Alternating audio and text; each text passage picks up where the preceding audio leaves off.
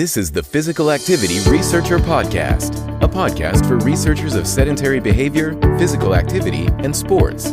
Join for a relaxed dialogue about research design, practicalities, and, well, anything related to research.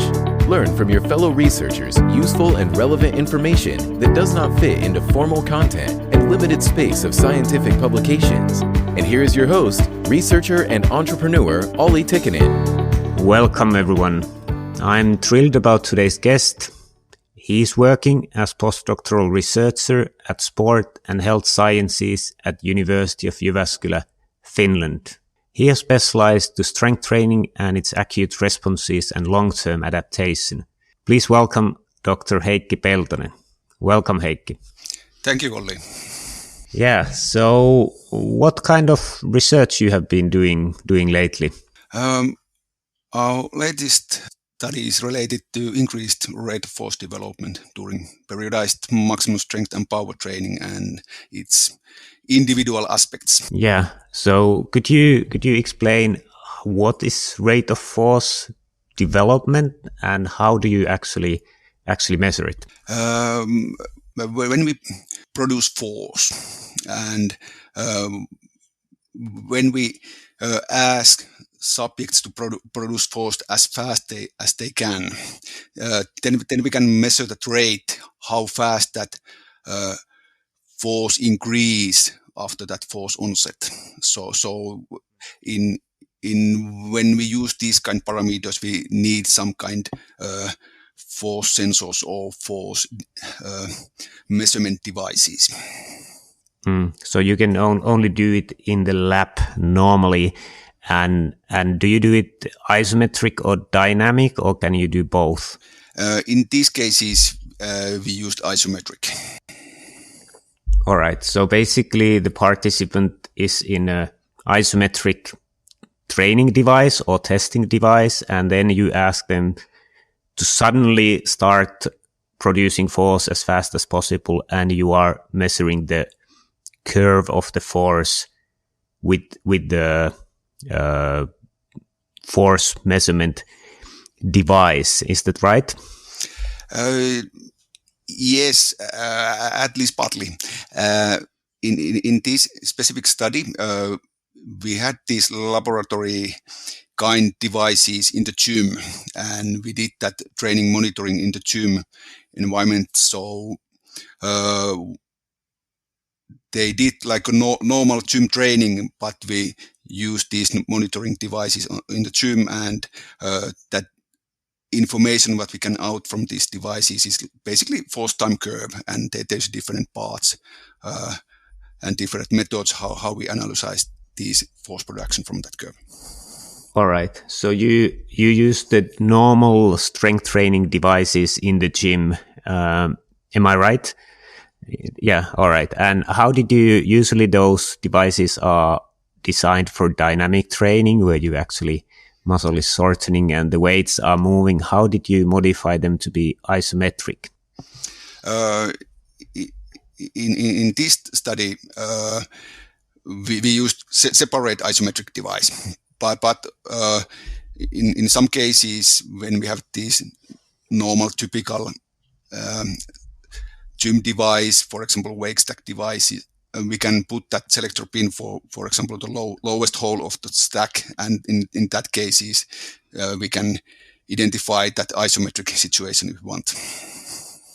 Yeah, so you kind of stop the weights from moving to be heavy. And how do you have a sensor that you add to these normal training devices, or how do you get the force time curve? When we want that force time curve from these normal wake stack devices, then we, in our case, use these sensored retrofit selector pin, where is these force sensors, and then we can get out these force time curves. All right, and then you have the force time curve. What kind of variables you calculate that you name them as rate of force development? So what do you calculate from the actual curve? We looked at highest or peak force time curve where is this 10 millisecond, that basically that shortest time, and that where is that highest force production comes. And of course we can look that time, what is that time from that force onset to that peak rate of force development. So we look different kind parameters from that force time curve. Of course that where is this maximal peak force is also one parameter from that data. Yeah, so you look different parameters, and one was the peak. What do you think is the best parameter to use from the rate of force development? What is kind of most sensitive to detect the changes in the actual muscle performance? It depends, of course, what kind of phenomenon we want to look. There's highest individual variation, that shorter and shorter rate of force development time window, and of course when that time window increased, come larger, so that variation comes minor over time. All right, so that was what, and then you did periodized maximum strength and power training for these participants. How was the setup, the design of the study? That whole study concept includes 24 subjects, all men, unresistant resistance strength trained. They have physical active but no any systematic resistance training background. And 10 of these subjects were like controls, and then 14 men were subjects who really did that training. Yeah, so 14 in the intervention group and 10 in the control group. And then did they all go in the same way, the maximum training and then the power training, or how was the design? Yes, they all did exactly the same training, these both periods or blocks, this first at 10-week maximum strength training and then followed by 10-week power type training, and all volumes and intensities was exactly the same for all these subjects. Yeah, and how many times did they train per week, and what kind of exercises they were doing during those trainings? They trained 2 times per week, and they did their legs, so leg press, knee extensions, knee flexions during every training sessions, and these upper body exercises were split basically 2 different sessions, so legs every time and then upper body shared. Yeah. And the same movements were done also in the power training part, or was it different in the maximum and power? Exactly.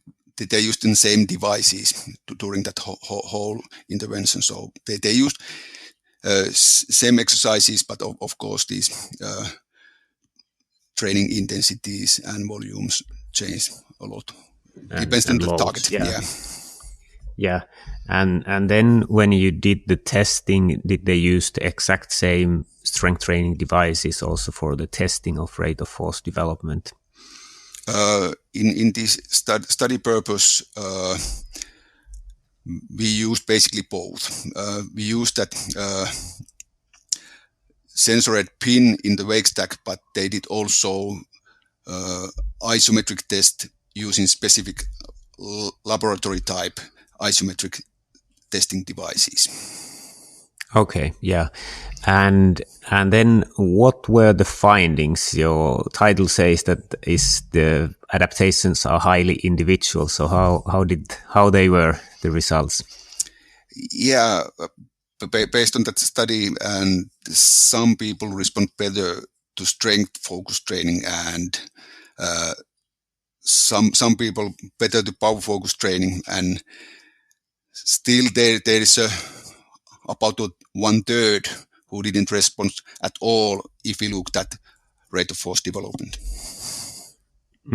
All right, that's quite interesting, because wouldn't you expect that the rate of force development would improve most with the power training in basically all participants and not during the maximum strength training period? Or what was your hypothesis when you started the study? That was that idea behind the hypothesis. So, but that was also a little bit surprised. There is that 1/3 who didn't respond at all. So there is a different kind new aspects to look at data like afterwards. But that our hypothesis before the study, there was exactly that. So we assume that rate of force development increased more during just that power training part. So you thought that it would increase a bit in the maximum training part, and then kind of you'd get the benefits when they start doing the power training part. Yes, because they are strength trained, untrained before that study. So that was also assumed there is some increase in during also that maximum strength period. But main increase comes from this during that power part. All right. So why do you think, what is the reason that some people responded better for the strength maximum training, and the others to power? What could be the reason behind? I think there could be several reasons, and when we start to plan this kind training study interventions, and we assume this population is quite homogeneous, but when we look these different kind properties or performance levels on these subjects, of course we need to decide which are these parameters which should be like in a similar level or like a homogeneous. In this case, that is age and the weight, height, and also some, at least in some range, they force production. But of course, we didn't check that before. How about the VO2 max, for example? We need to do some compromises on that thing. Like always in the training study. So you said that you couldn't check the VO2 max, or you didn't check before. Do you think these play some kind of role in the results, or did you find anything afterwards that could explain these changes? It's hard to say. I don't know. Is there any meaning? Of course, if we think this in a retrospective, that one thing it's maybe good to check or do next research intervention and check is there any meanings. But it's hard to say. But there's so many other aspects also. Is it something related to hormones, for example, or something like that? For most sedentary behavior and physical activity researchers, collecting the research data is one of the most frustrating steps of a project. This is why we devised a revolutionary new way to collect data. Fibian Sense Motion is a cutting-edge, next-generation system that allows you to easily and remotely collect, store, and manage data. Our solution features a tiny, waterproof device that captures the sedentary behavior and physical activity data, a mobile app for automatic uploading of the data from the device, and a cloud service for managing the data. Even better, all collected data is GDPR compliant, and you have access to automatically analyzed variables of activity types and raw 3-axis accelerometer data. Discover the convenience and power behind our solution at sense.fibion.com. That is SENS.fibion.com. Fibion, created by researchers for researchers. Yeah, it's quite interesting, like especially for the thinking like athletes training or athletic training that you might improve your kind of power, which is kind of rate of force development, more by doing with the heavy weights like maximums type training than doing the actual power training. Do you think this could be the same way for the highly trained athletes, or do you think it's other way? I think that the basic idea behind it is the same, but of course in athletes your adaptation window is much more narrow, and when you are athlete, that training is not main thing. Of course you have to periodized or match your training for your competitions, and what is the part of that annual cycle in your training, and in that way, because that process is that most important part, and how to peak your performance to your competition. When we study these untrained people, so they can improve their capacities in several ways, and for example that power, that our maximum strength level is also linked to the power, and of course these how fast you can produce that force. There is several ways to increase your power production, but when you athletic level or your performance level comes higher and higher, that several windows comes narrow, and you don't have so many ways to improve your capacities or performances. Yeah, so you said that there's many ways or many kind of mechanisms that can improve. Could you clarify what are the different ways to improve your power or rate of force development? When you produce force rapidly or try to increase your contraction velocities, that is strongly related to your neural system, and that way, of course, you can improve your motor learning and these patterns, and how well you can activate all your motor units. But of course, there is a lot of things in your muscle level also, or even in your tendon and whole that linked system to do how you take these ground contacts or produce that force for your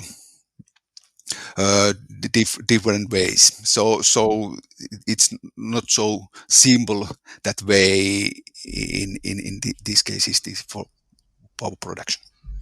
Yeah, so basically when you are measuring quite a simple variable of rate of force development, it's actually quite a complex thing that you are actually measuring the recruitment of the muscles, which starts all the way from the motor cortex. You have the spinal cord, you have, and then it goes also to kind of coordination, that you need to relax the antagonist muscles and the agonist is doing as fast as possible.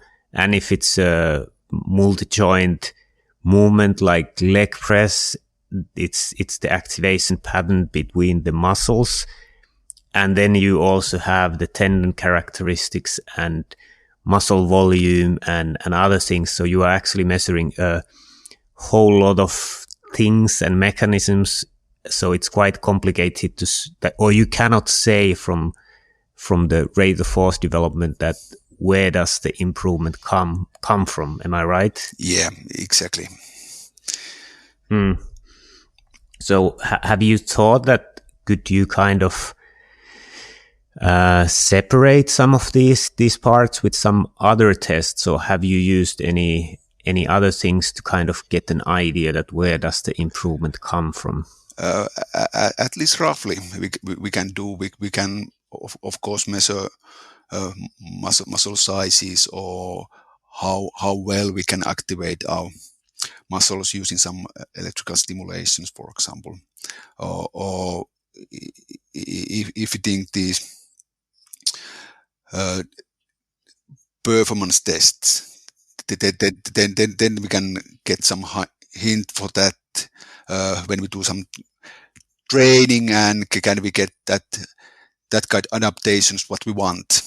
Is that our acute fatigue, that kind what we assume it should be after this kind of training, what is targeted to that power type improvements. So you can measure the muscle size, although it's probably quite an expensive measurement or difficult. Then you can use the electrical stimulation to see the activation.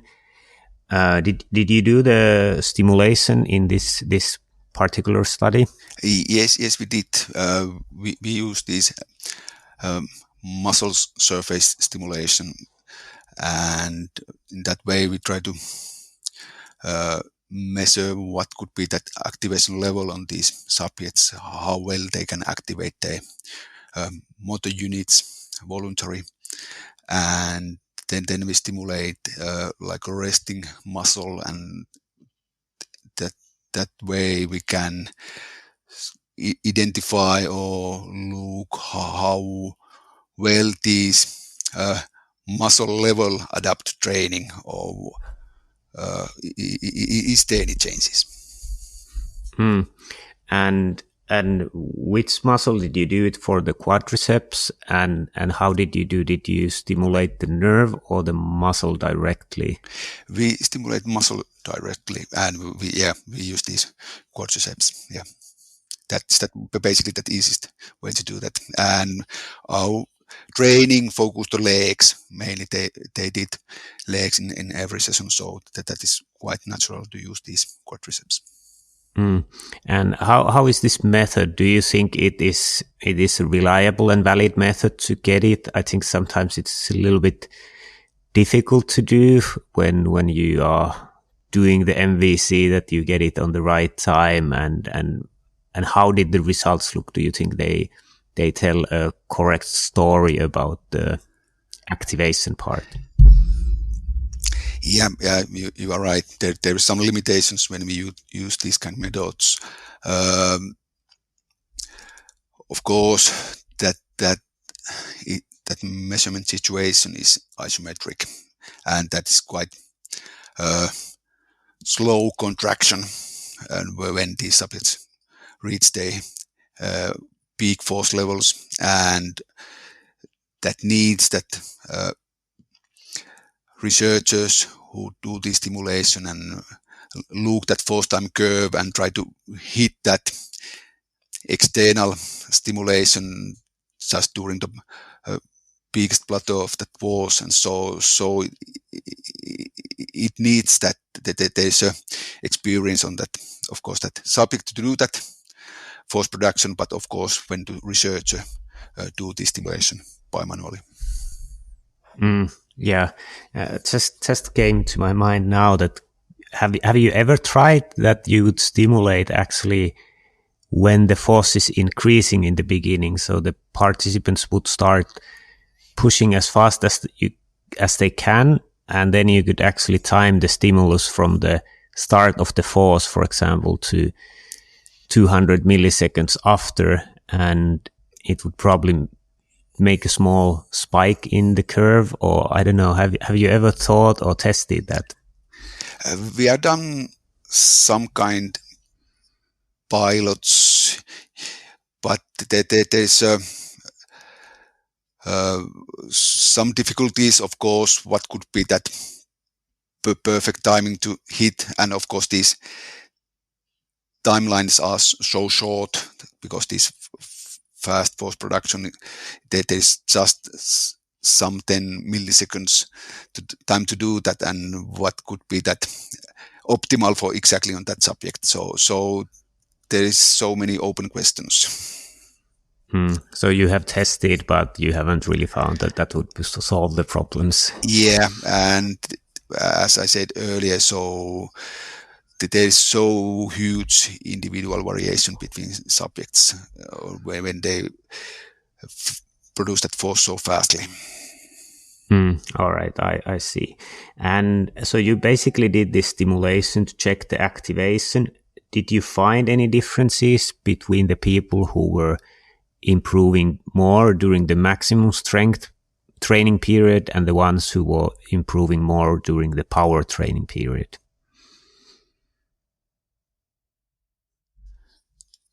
There is some like neural deficit on that group who respond to power when they start to do that intervention. So we think that there is some capacity produce more force as they can do by voluntary. So that kind information we find, but no big differences between these groups during that whole intervention, but basically just on the beginning of the study. All right. So you said that there was some neural deficit in the people who responded better to power training. So was it that they had in the beginning they had some deficit and then they were able to improve, or which way was it? Yeah, these subjects who were these maximal strength responders, they had higher electrical stimulation induced torque on the baseline, and that could be linked that they improved also the dynamic force production during that first period. Yeah, and about the training, kind of that when you do maximum strength training, the weights are heavy. So basically, even if you're not concentrating the training perfectly, you still need to activate the large motor units because you need to get the weight up. But if you're doing power training and you are not fully concentrating on the training, you can still lift the weight without activating those large motor units. So do you think this could play some role that if people are, for example, they are not athletes and they are doing the power training after a long day in work, could it be that they didn't push enough to actually activate the large motor units? Yeah, there's always like that kind of risk. Yeah, and that is so hard to identify just by your eye, and that is that one important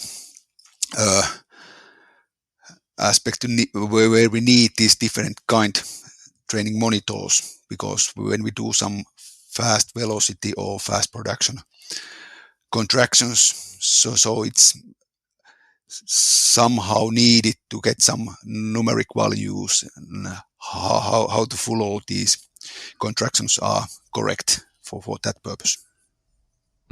That makes sense. I think from my own limited experience of doing power type training, you really need to concentrate, and it really helps that there's a coach pushing you to really try to do as fast as you can. It takes quite a lot of kind of mental preparation to be able to do day in, day out the power training well. Thanks for joining us this week on Physical Activity Researcher Podcast. If you like the show, make sure you never miss an episode by subscribing or following the show on Twitter. This podcast is made possible by listeners like you. Thank you for your support. If you found value in the show, we would really appreciate a rating on Apple Podcasts or whichever app you're using. Or if you would, in a real old school way, simply tell a friend about the show. It would be a great help for us. We have a fantastic lineup of guests for forthcoming episodes, so be sure to tune in. Thank you all for your support and have a great day.